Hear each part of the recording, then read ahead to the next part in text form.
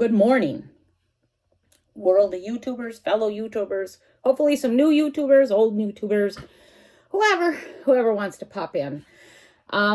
Just note that I am making this video before I get my scans. My scans are on Friday. This is Tuesday. And so I'm a little bit chipper because I don't have any official bad news yet, or perhaps good news. Either way, my scans are on Friday, so I'm making this video early just in case I do get some not so good news and I need a little bit of time to gather my thoughts and collect myself and, be able to be an adult about it.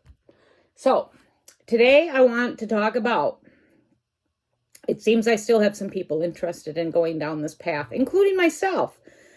I think my YouTube channel is at a point now where my family members aren't visiting anymore, which is good. They don't need to hear me talk about my personal life or things like that. That was never my intent anyway. I accidentally busted my own butt when I first started this I placed something on Facebook, like I think I did when I put that seasonal video up, and they all figured it out, but I think they kind of slacked off now, which is a good thing. Because like I said, I didn't intend for this to be for any of my Facebook friends or my family. Well, my adult family is okay. Actually, I have adult grandchildren too, but I just prefer not. I would like to do this on my own, build this on my own merit, not have to rely on family and friends and all that. I'd rather not. I really want to keep this like a neutral territory for myself. So anyway, what I'm going to talk about today is definitely a thorn in my side. I believe we all have thorns in our side. I believe that's a biblical thing. We all have something that we have to deal with in life, whether it be, health, marriage, a combination of things, job, financial, family members that can't keep themselves behaving, whatever. We all have something that we have to deal with.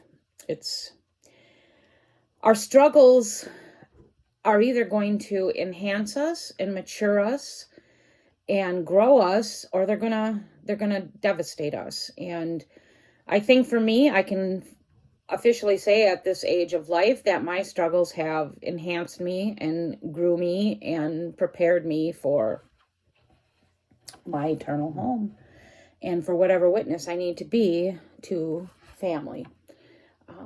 Meaning my children mostly, because my children have gone through a lot with me. And in my case, it's pretty unique. My marriage was tough, but the man that I married is a good father. The kids adore him. So it's a little different. It's not like, I married a man that beat the crap out of me or was an alcoholic and was never around and, was not a father to his kids. I mean, this man would, if he had a piece of bread left, he'd feed his kids. He'd die. That's just the type of man he is. So it's a little different because there's a lot of bad marriages out there where the man is a piece of crap all the way around.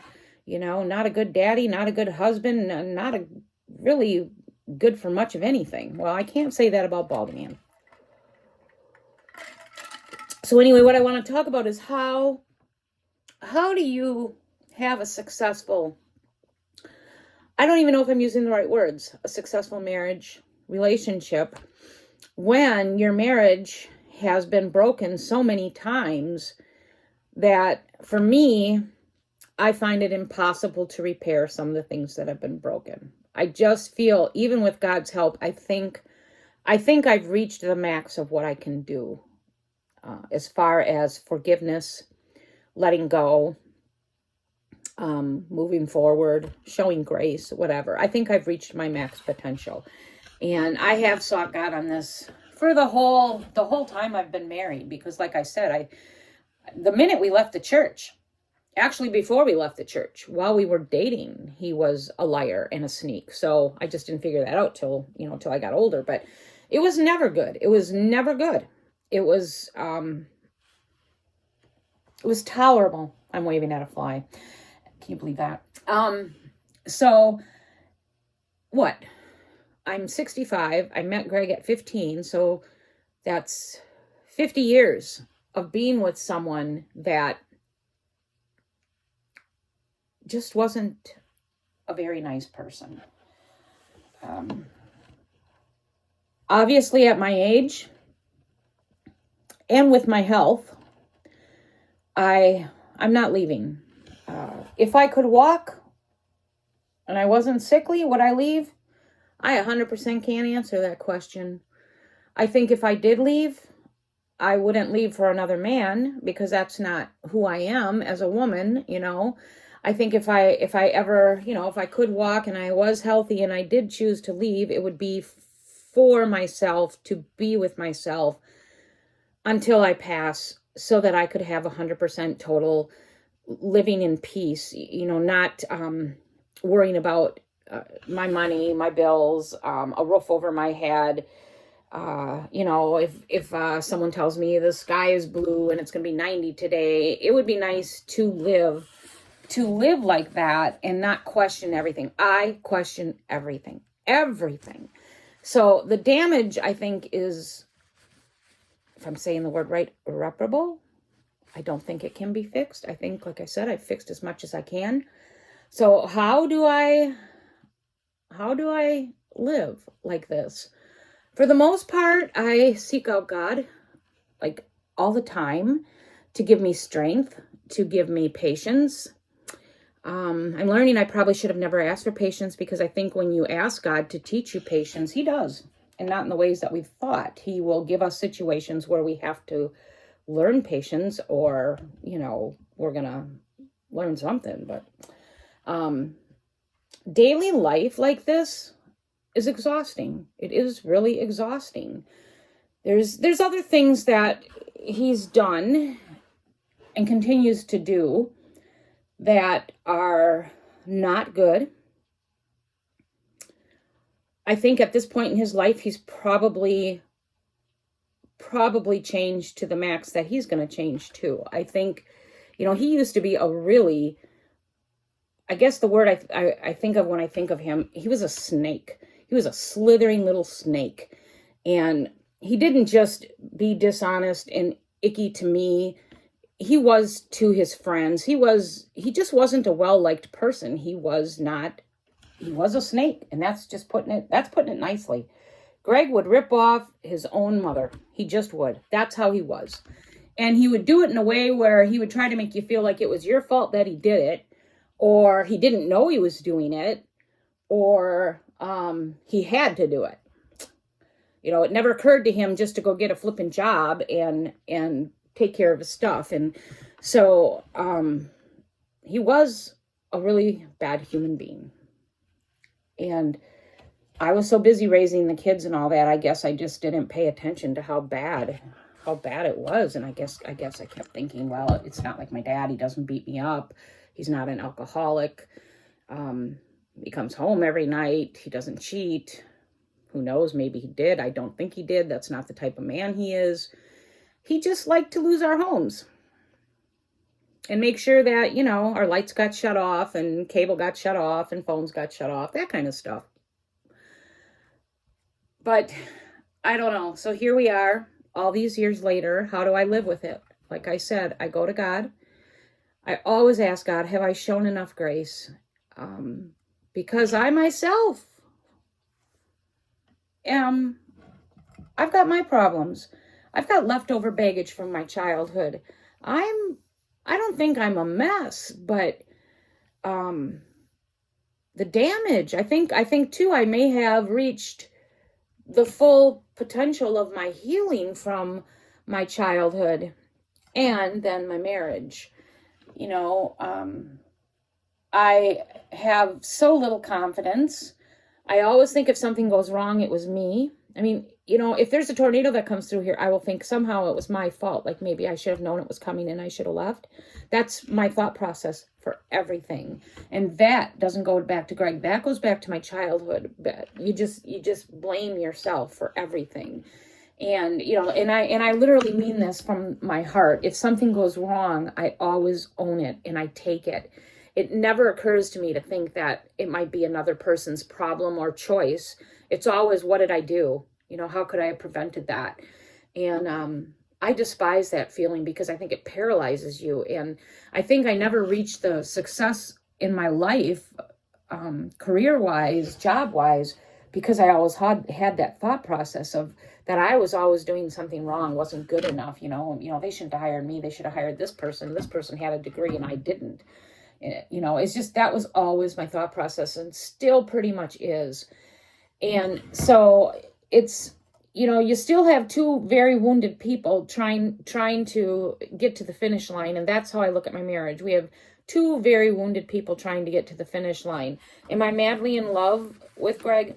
Honestly, no. God, I hate to say that, but no, I'm not. I haven't felt like I could, really like look at him and feel like, oh my God, I love this man since I was in my 30s. And I know the day that it stopped. I know the day that it all ended. And I think I've talked about that in my prior videos.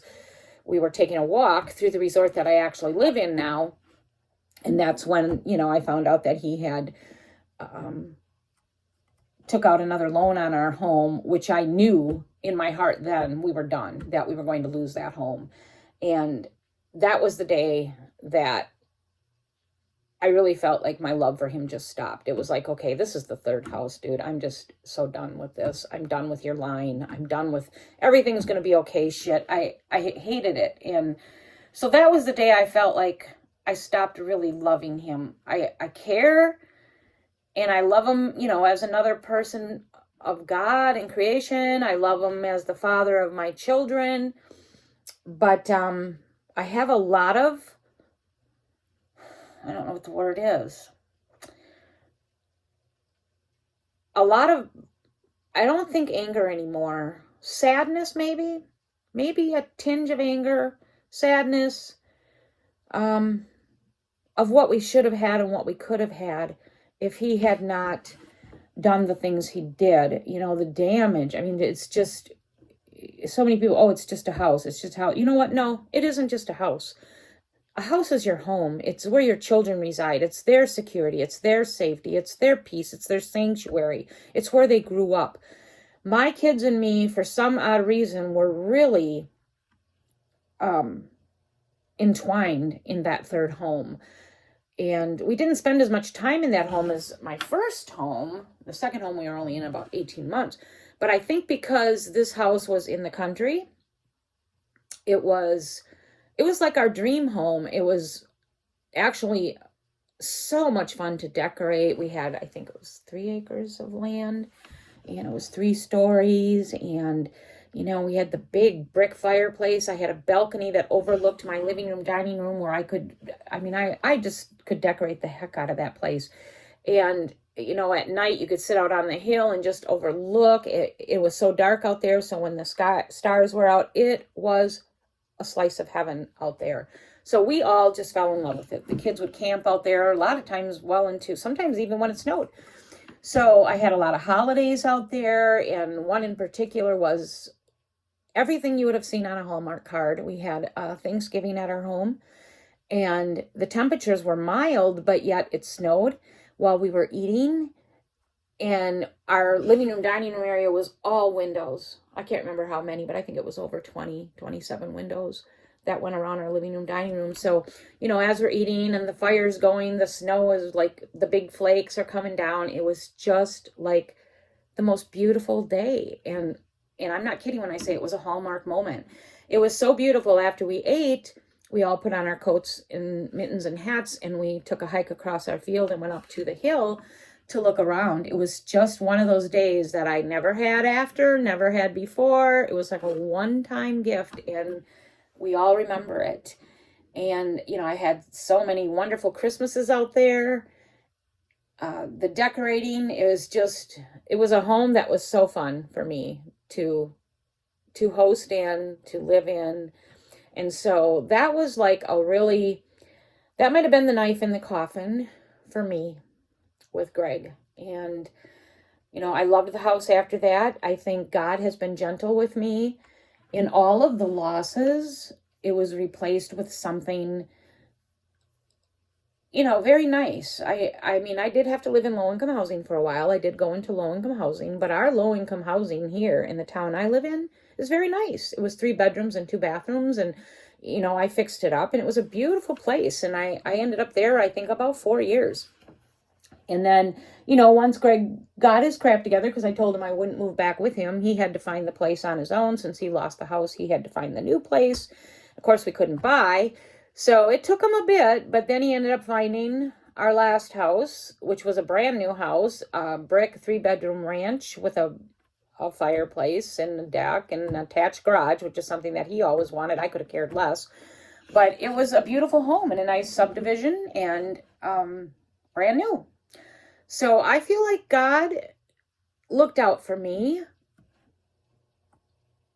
in my marriage.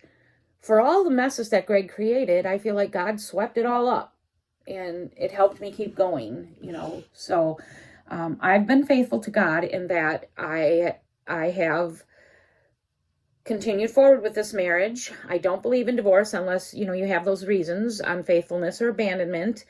And I think some would consider abandonment. In my case, they probably are right. And I've struggled with that one too. But I'm at a point with my health and my age that it's no longer, something I focus on or think about much. The leaving part. I think of just getting to the finish line and making it. And I focus on my peace, my joy, talking with my kids, because I know a lot of my kids still hurt over that house. They still talk about it. So that was probably the toughest. But I ramble so much. I'm sorry. I need my therapist again.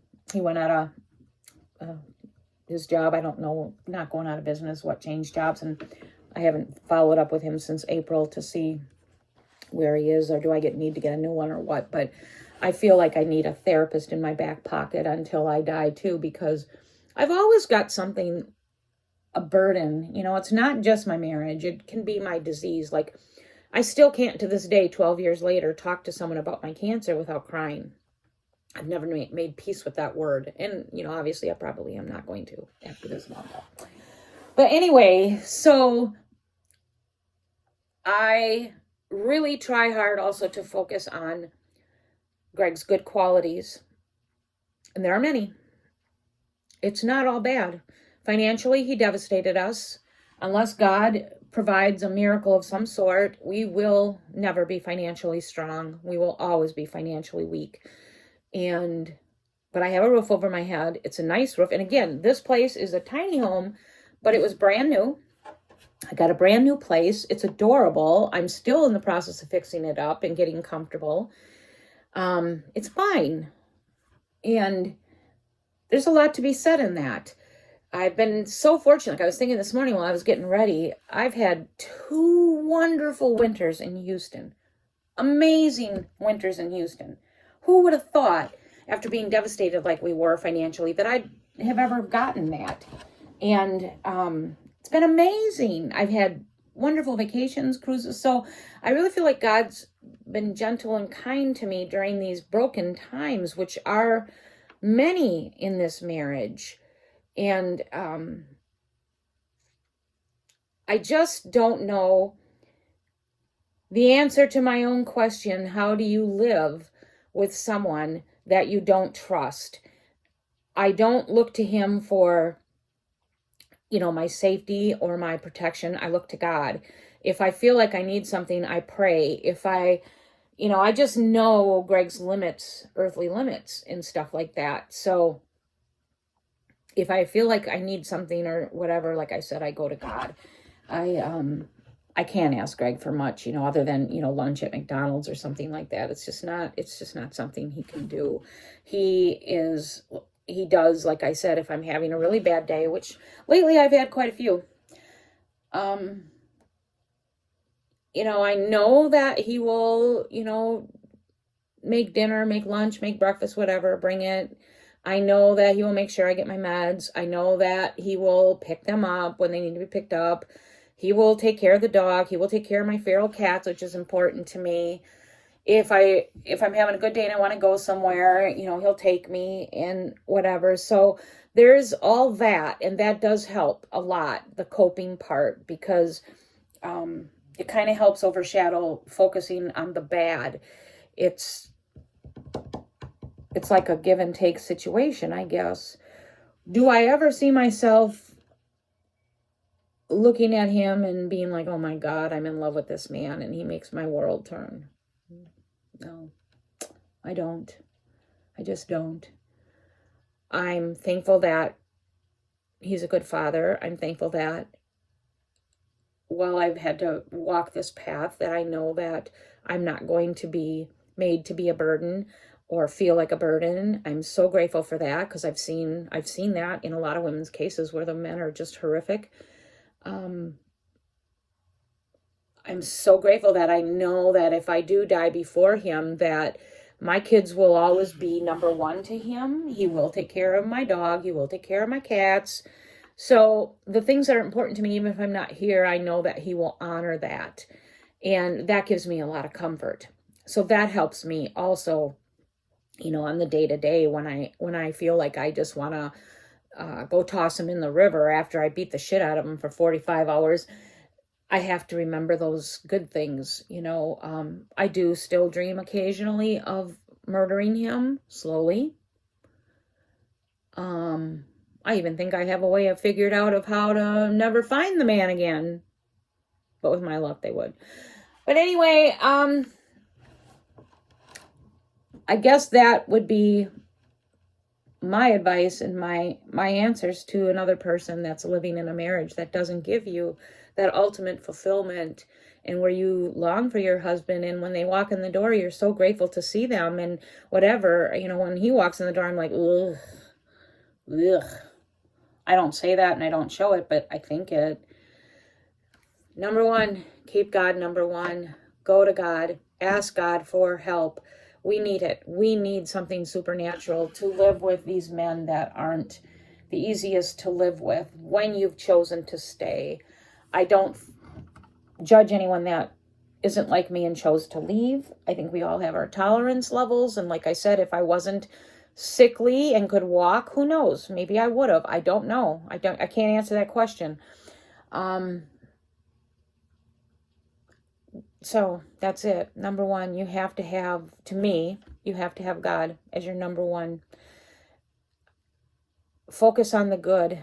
Try to stay focused off the bad. I do think when you have a relationship with God, like I have, and I'm not saying that's for everybody, I hope it is, but I do feel like God shields us and protects us from the full wrath of what could happen. Like I said, I should have been homeless last time. I surely should have been homeless. And no, I wouldn't have been, because my kids would have took me in, but that's not what I wanted. I don't want to go live with my kids. And I didn't want to do that. Would I have gone into low income? Yep, I would have done that. I've done it before. But last time was the worst. And so I'm off my train of thought. I think God shields us from the full gamut of what could happen to us by these spouses. And this isn't just for men, because there's a lot of women out there too that really could use a whack across the head. And so you have to have those things. You have to focus on the good. You have to, and then, treat yourself. I have to treat myself a lot. I bet at least 4 times a week. And I'm not talking about shopping sprees. I'm talking about, even if it's get in the car, I go for a ride, I look at the sky, I look at the pond, I will maybe get a soda, anything like that to take my mind off of things that maybe are bothering me for that day. And, so I do that kind of stuff.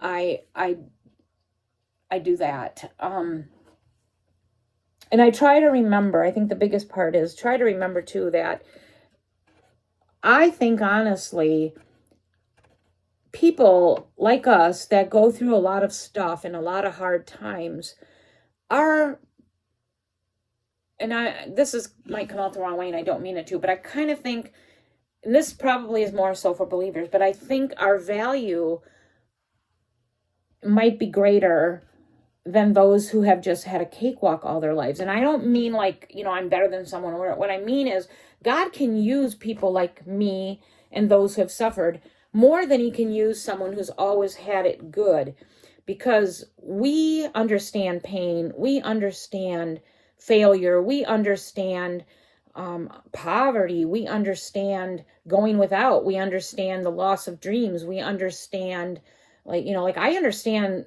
a lot of stuff. I mean, when I think about everything I've been through, I understand a hard marriage. I understand alcoholism. I understand drugs. I understand beating. I understand molestation. I understand lying, lack of trust. I understand loss. I understand health, major health issues. I understand reasons why people end up where they're at and why they might be bitter, why they are poor, why, like a lot of people say, oh, just go get a job and fix it. Sometimes you can't just go get a job and fix it. Sometimes things are so broken that you actually need a hand up in someone to lift you up. I've been that down, health-wise. I understand bad health. I understand it. I live it. And so I feel like God can use me to help more people because I can identify with people's pain and whatever. And so they feel like they've got, an alliance on their side. Well, yeah, she understands because she's been there. She's had to go through this. She was forced this, going into a mental hospital. That was always taboo to me because my mom did it so many times. It was like her vacation time. It was a joke in our family. Who would have ever thought I would have landed there? And then when I landed there, the stigma that went with it, it was like I had to keep this a secret for a while. Let's not talk about it. I don't want to deal with it. And, when I went into the psych ward, I should call it, not the mental hospital, I was broke and I needed it. And I'll tell you, I still to this day think it was one of the greatest blessings of my life and a place to just wring myself out. And I don't know if you remember or not, but one of my videos I talked about when I was in there, I couldn't even look out a window. It was just too painful to look out at outside life, people going about their lives and living and driving cars and walking, whatever. I could not do it. I knew that when I left that building, what I had to go through. And so I was building up my strength to go through that. Well, do you know how hard it is to build up your strength to go through bankruptcy, moving, losing everything, hating your husband once again, when you're also battling stage 4 cancer? I'm telling you, that was no picnic in the park. And I only had 5 days that I had to prepare for that, 5 or 6 days. So that was the hardest thing ever. And then dealing with that stigma, and then everybody knowing in the family, of course, the phone lines were probably chattering, whatever. It took me a while to get to that point where I was like, you know what, I'm okay with it. I needed it.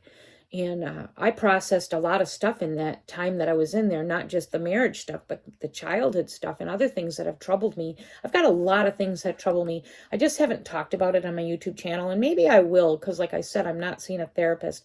I'm way past my time. I hope I'm not boring anyone. I hope this is good listening for you. But there's other things I'd like to talk about. It's not just living with a difficult marriage and trying to do it gracefully. Things like women friends and my struggles all my life with friends. I'd like to talk more about that.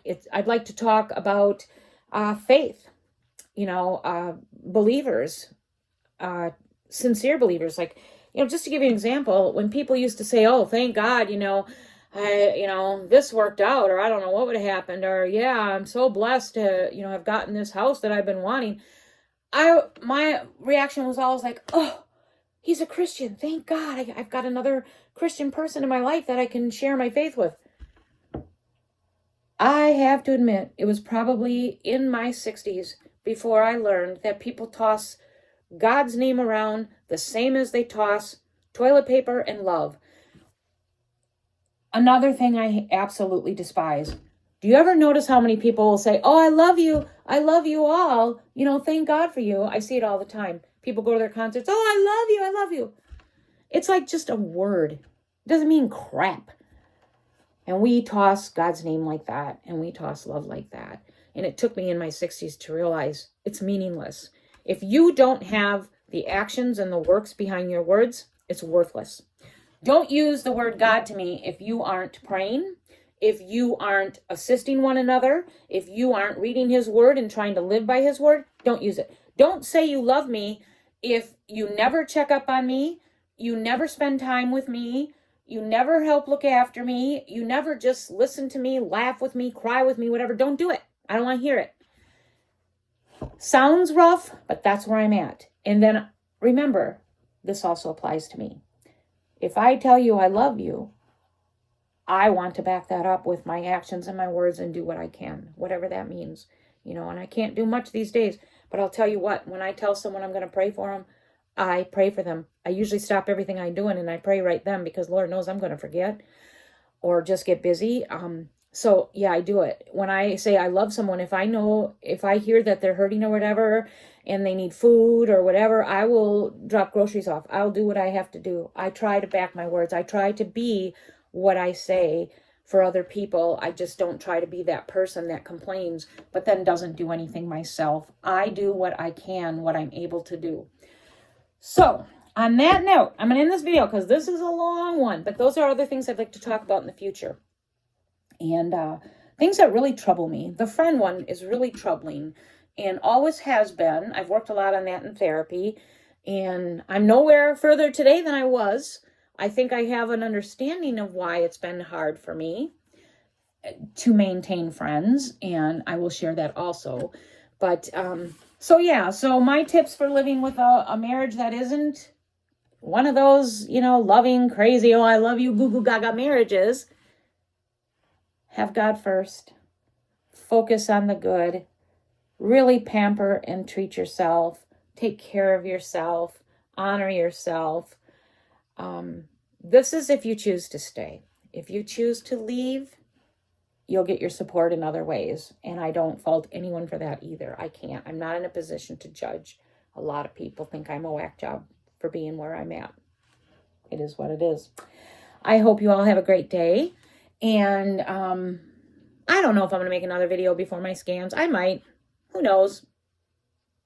I've got the day to myself today because Knucklehead is out doing something. And so I'm alone, so I decided to do it. And who knows if I'll get that time again. Maybe I will. If not, you'll hear from me after the scans. But anyway, I hope you all have a great few days, weeks, whatever. Please like and subscribe. Please share my channel. And I hope that I have been an inspiration to anyone out there that's living in these less than perfect relationships. And, I hope that's all my intent is to help each other finish off this path of life that we're on, because it surely isn't easy. And it's not just our marriages. It's a lot of things right now, trying to survive in these really tough times. Have a great few days, weeks, whatever, and I will see you soon.